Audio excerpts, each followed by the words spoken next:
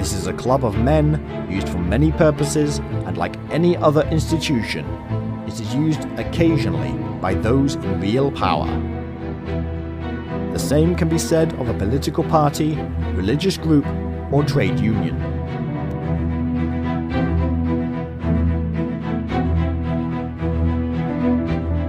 Inextricably linked to the Freemasons by so many conspiracy theorists is the Illuminati. It was all started in 1776 by a professor called Adam Weishaupt in Bavaria, Germany. Its members were recruited from within the Freemasons originally and advocated secularism, liberalism, and republicanism. It was a direct threat to the royal houses of Europe and the religious world at large. As such a threat, and because of its growth, the secret agents of Charles Theodore, the Elector of Bavaria, infiltrated the organization. He refused to allow a group that advocated the end of the Bavarian monarchy and its state religion, the Catholic Church. It didn't end there.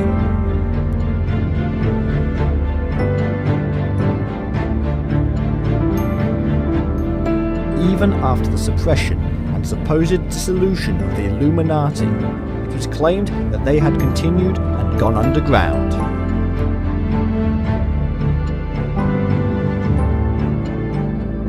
The French Revolution was pinned on them, and it was stated that they were really behind the terrible atrocities in the Reign of Terror. The Illuminati were everywhere, hidden and dangerous. Europe was under threat. The facts are there. Men across Europe were conspiring secretly to bring down the authorities of church and state. The Illuminati was a convenient title. Just as today we use ISIS or Al-Qaeda. By the 19th century, the royal houses of Europe were seriously afraid of this hidden threat. In fact, the methods used to suppress revolution were so harsh that they in fact brought it on. By the 20th century, the myth of the Illuminati was so strong and still alive that it was being claimed they had infiltrated every level of society, and that, in reality, it was serving the Jewish elite. This kind of propaganda actually played right into the prevailing anti-Semitism of the day. It was claimed they were actually planning on dividing the world between communism and capitalism, both of which were said to be of Jewish origin. The reason was to rule the world through this division. Suddenly, secret societies such as the Skull and Bones and the Bohemian Club were said to be Illuminati covers.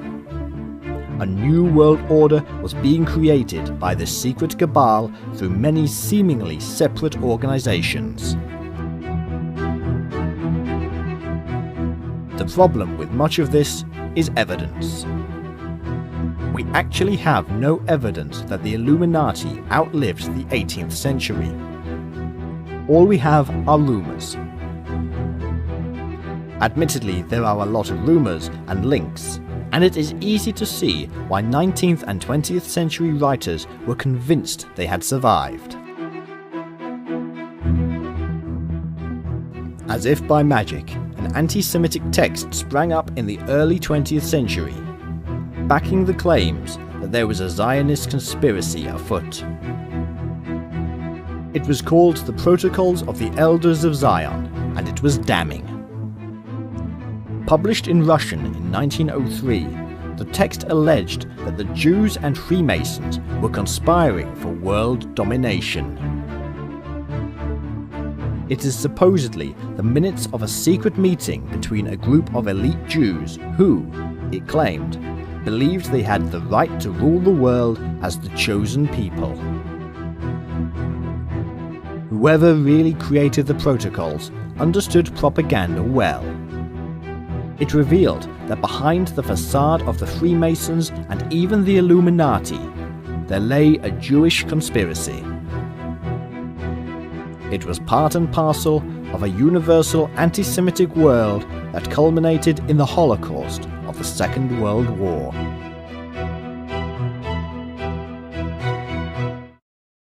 The protocols have been proven beyond doubt to be fake, and were in fact created by the secret police of the Russian Empire before the bloody revolutions. Unfortunately, it hasn't stopped the conspiracy theorists using it again and again as evidence. In fact, Christian fundamentalists have stated that it is a fulfillment of the Book of Revelation and proof that an anti-Christian conspiracy is in place in order to bring about a new world order.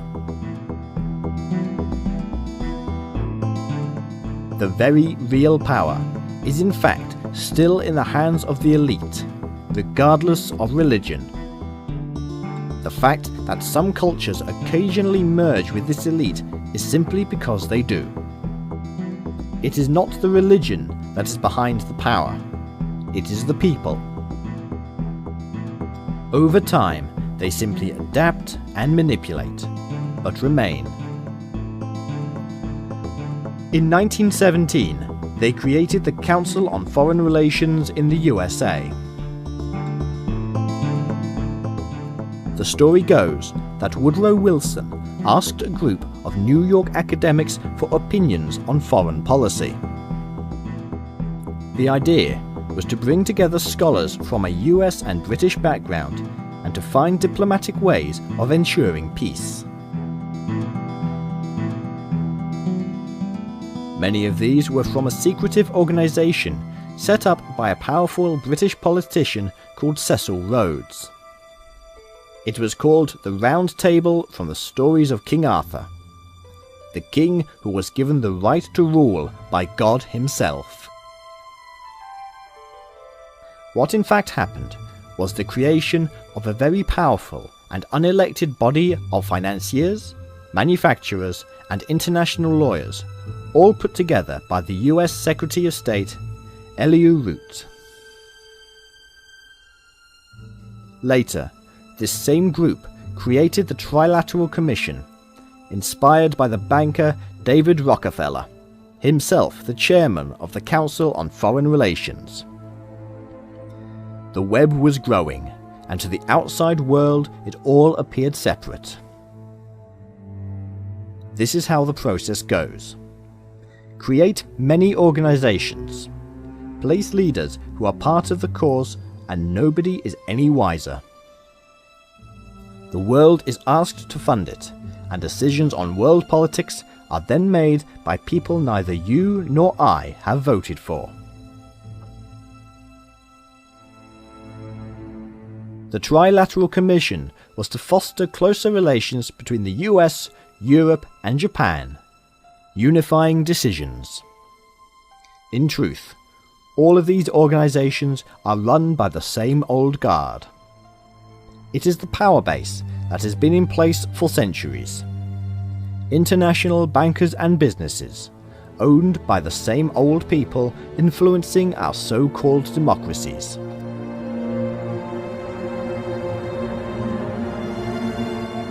There is no true independence won on the 4th of July. There never was. No president of the US has ever been elected that was not part of the gang or could be manipulated by the gang. No president or prime minister dare argue with such power. When anybody does rock the boat, they are removed. We have seen enough suspicious assassinations to know this to be true. A Democrat member of the United States House of Representatives, Larry McDonald, said in a book from 1976, "The drive of the Rockefellers and their allies is to create a one-world government, combining supercapitalism and communism under the same tent, all under their control." Do I mean conspiracy? Yes, I do. I am convinced that there is such a plot, international in scope, generations old in planning, and incredibly evil in intent.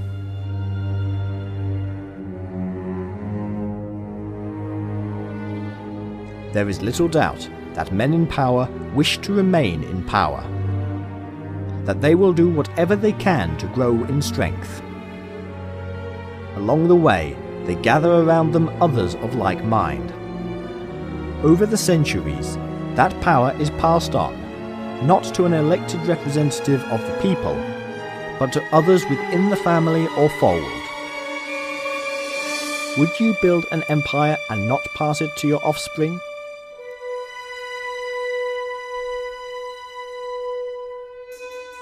Manipulation, promises of wealth, propaganda and bullying are all tactics used again and again, and have been used for eons. Just because those people deny or ridicule accusations of conspiracy does not make the conspiracy any less true.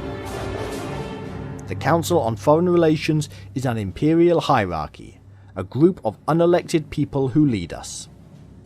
They have been shaping American and European policy for decades in union with other similar organizations such as the Bilderberg Group. In 1940, the science fiction writer H.G. Wells wrote a book called The New World Order in which he discussed the open conspiracy. He said, "Countless people will hate the New World Order, be rendered unhappy by the frustration of their passions and ambitions through its advent, and will die protesting against it. When we attempt to evaluate its promise, we have to bear in mind the distress of a generation or so of malcontents, many of them quite gallant and graceful-looking people.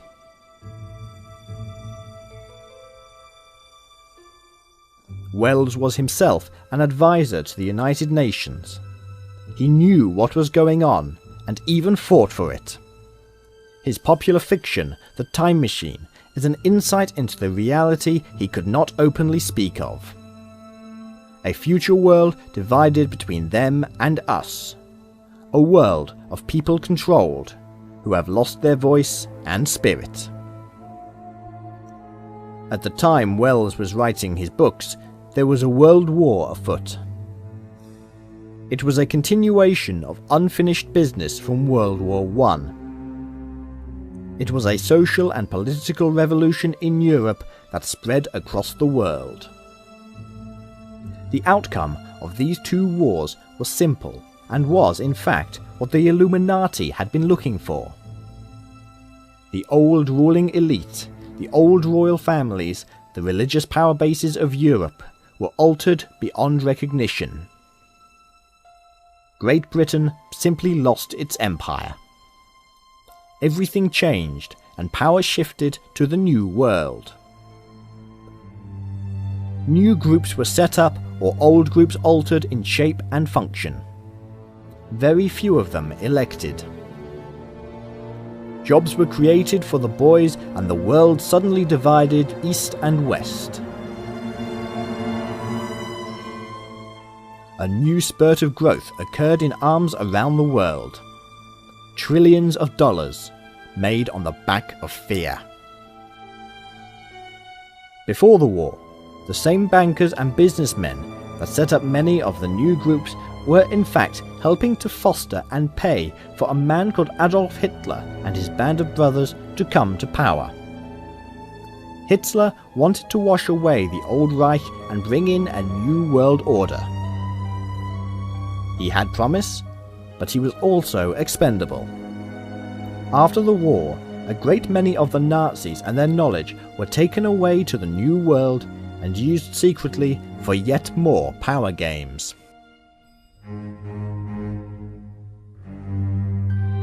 Nothing is as we are told. Almost everything we read or see on the television screens is manipulated or bent. Eventually, the majority end up believing in what they are being fed and begin feeding it to others. It is a simple process. used by the Nazis themselves. Repeat a message again and again. Ridicule anybody who disagrees.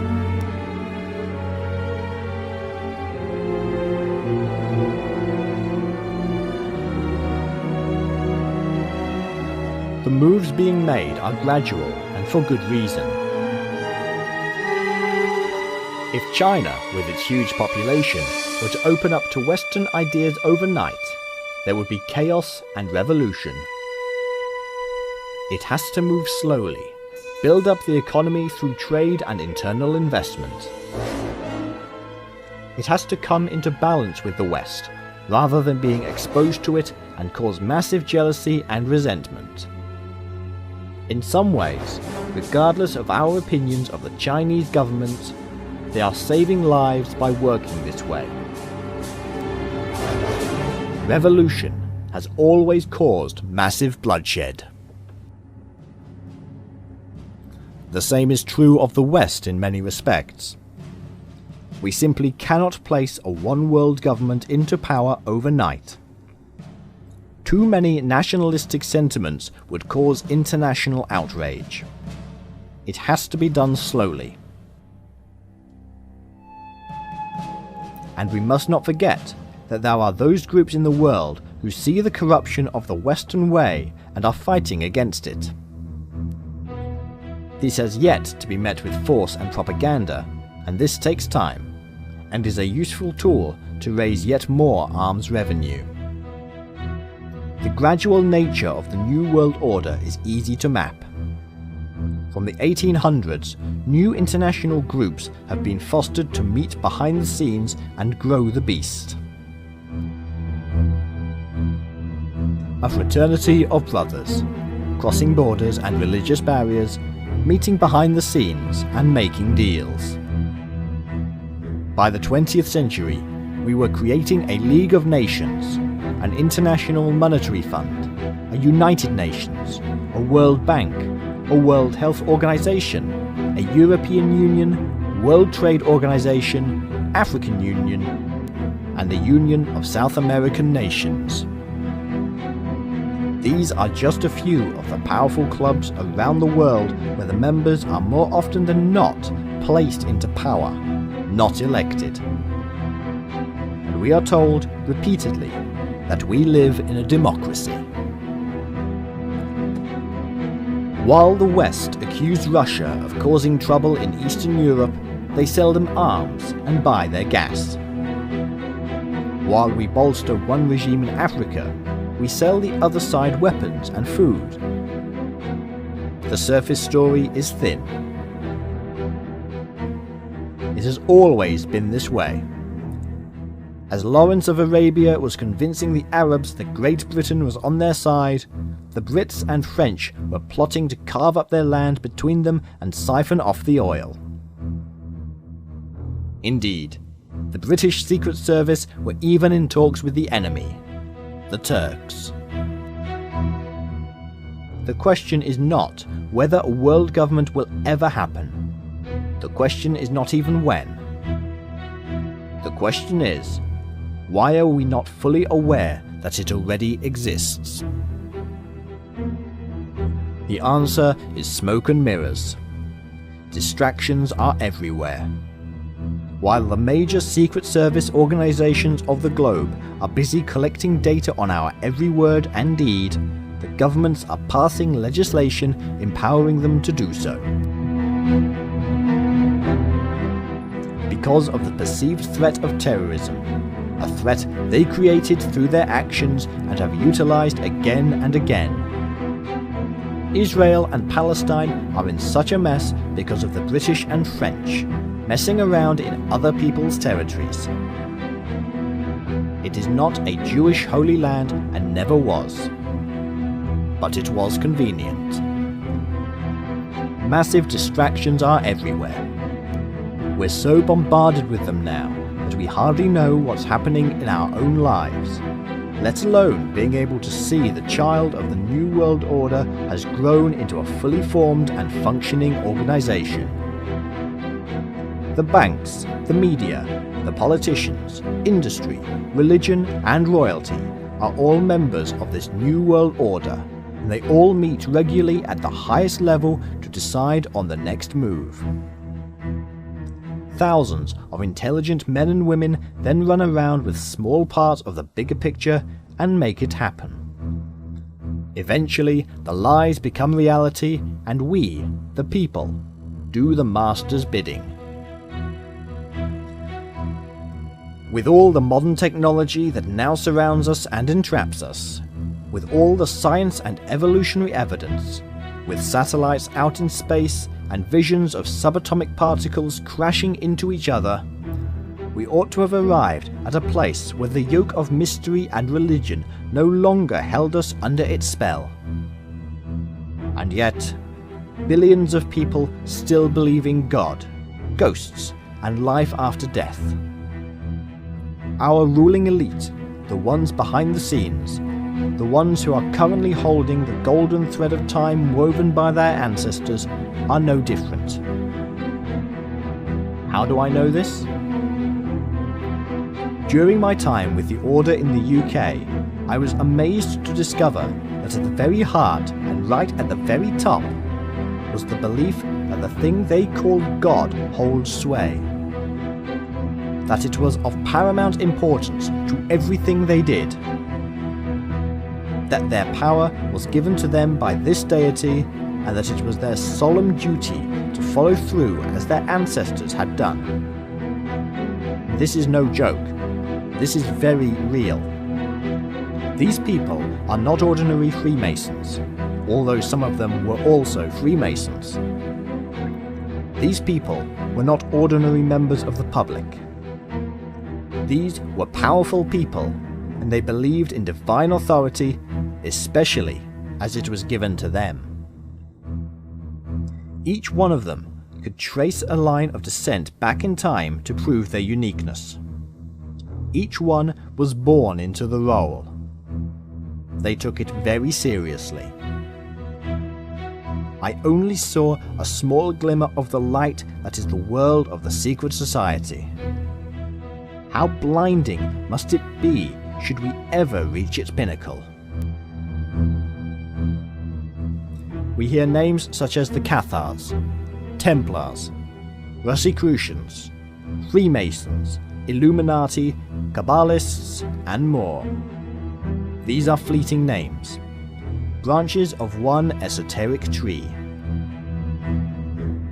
But pull hard enough on any one of them, and you begin to unearth the roots, and they run very, very deep and spread throughout the world.